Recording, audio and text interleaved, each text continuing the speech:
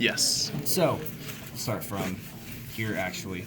Okay. The ulnar nerve goes from here down here. We have it pinned as 40.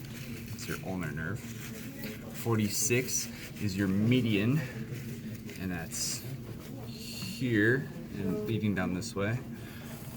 The really, really thin one right here pinned is 50.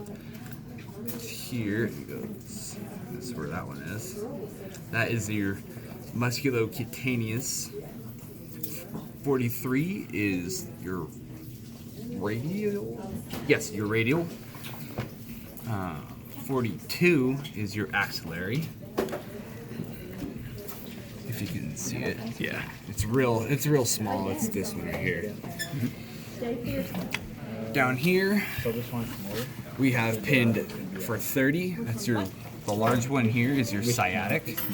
It branches off. The thinner one we have pinned as 29. The thinner one is your fibular nerve. Oh, thank you. And then the larger of the branch is 45, and that's your tibial nerve. Perfect. Okay.